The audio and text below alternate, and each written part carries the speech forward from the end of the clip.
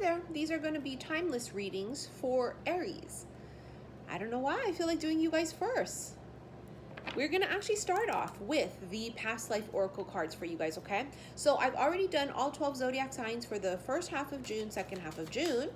And now we are going to be doing timeless readings.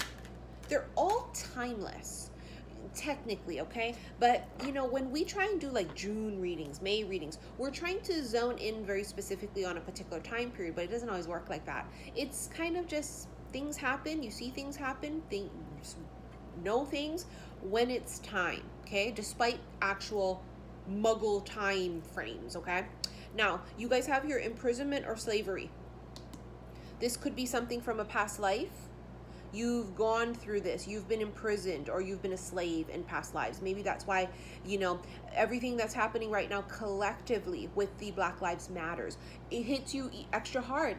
This could even be for people who are not black in this life, and you just feel so strongly about it, as we all should. I got the chills as I said that. But something about the feeling of like you've been treated horribly in the past, or you've been wrongfully imprisoned or been a slave, even if it's not a slave of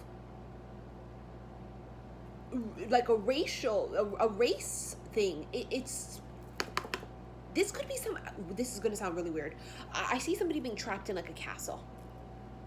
I have a feeling in more than one life, past life, you've been trapped or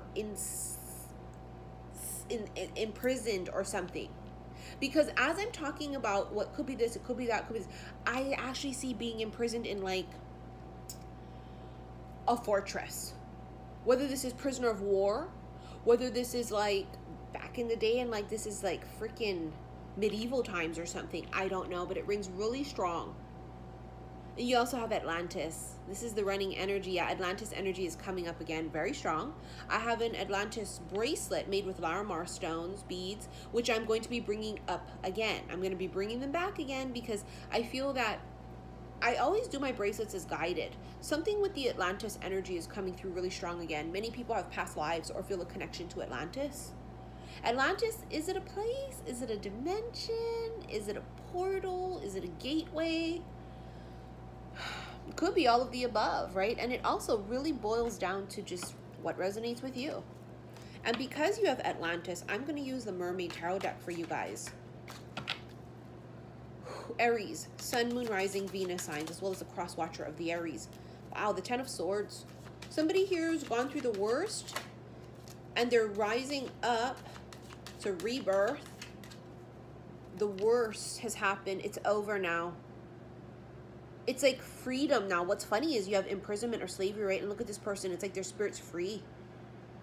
So there's some type of freedom and there's movement forward. Six of Swords. Now we're able to move forward. Feels like you're going to encounter someone along the way. Queen of Swords. Could be a Queen of Swords.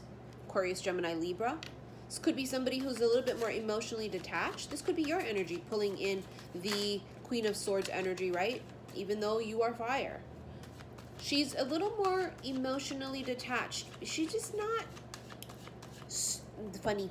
They're saying she's not surfacely open. She's not like, hi, how you doing? Oh, she's not doing that. She's resting bitch facey.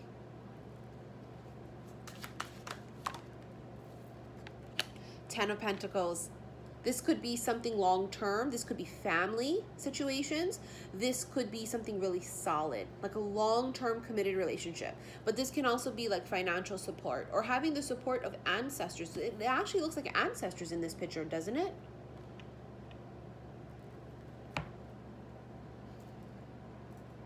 It's almost like they've gathered to witness your rebirth. They've gathered to witness your rebirth. You are rising up. It's Rise of the Underdog for you guys. I've channeled that last year. Rise of the Underdog. Four of Pentacles. Focusing on self-care. Interesting. I feel that. Four of Pentacles can be an energy of not letting something go, being stuck. So this could be somebody not budging. You could have a female energy in your life that doesn't want to budge. Or the person that this is for, they have a female energy here that doesn't want to budge. Because that's that energy of like not moving, being Knight of Wands. Somebody really has this creative passion inside of them. This creative fire, this creative spark. Whatever you do for a living, there's a spark of creativity with it. 5 of Pentacles. It's as if you've lost that spark. Maybe this is a karmic relationship somebody was in, yeah? And throughout the time, they've lost their sparkle. They've lost their passion, creativity. 5 of Pentacles is that feeling of being left out in the cold. Being left, feeling left. Oh, fuck the Tower. If this is a relationship, this could indicate breakup or divorce with the Tower. Sudden endings, but it also means sudden new beginnings. Sorry, I've got to like straighten out my leg because my sciatica nerve is just really acting up right now. I don't know if it's because of the root chakra energy. It acts up every now and again, yeah. But when mine acts up, it's like I get really numb. I know that doesn't happen with everybody. Some people it's just numbness in the leg, but for mine, it can affect like from here down the numbness. It's just insane and scary. So I've got to really be conscious because I sit all day like this. It's really hurting my leg and my back. The nerves just, whoo. I don't know if anybody else is experiencing that too, but the Tower is something very sudden. It's a sudden new beginning, sudden ending.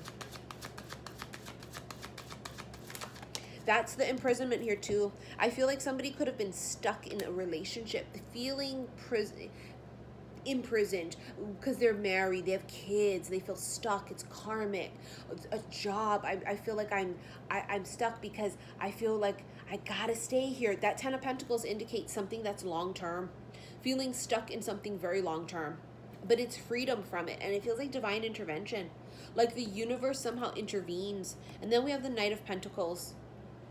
See, she's a scribe. She's recording something. She's taking notes. There's a change in course. The 8 of Pentacles.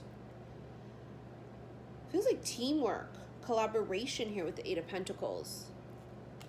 It's usually hard work and such, right? Devotion. It feels like teamwork. I just heard teamwork make the dream work. That's what that ancestor thing too with the 10 of Pentacles. They've gathered to watch you rise up. They've gathered to see your crowning. Crowning like it as in rebirth, and crowning as in like rising to the top too. Holy fuck, the King of Swords. So this right here is counterparts. 2 air signs. 2 people that could be more logical. Because even if, no matter what sign you are, you could pull more logic, right? Be more logical, be a little bit more dry, bland. Kind of an energy where it's very not surfacey. You can't quite read them. But it could be air, Aquarius, Gemini, Libra, somewhere in their charts. Or that's the person that this other person's dealing with, right? The cross watcher. 2 people that want to communicate, but they're not, they've got their feelings shut off. They've turned off their feelings for each other, maybe because they're in some shit that they've got to get through. We knew that quarantine would bring on a lot of like make it or break it scenarios. And divorce attorneys have said that they have never been busier. Because you couldn't avoid the elephant in the room anymore during the pandemic. You guys weren't working, kids weren't going to school, there was no sports. You couldn't, you had to face the shit, the pink elephant in the room. This is, I feel like somebody feels dead inside and someone makes them feel alive.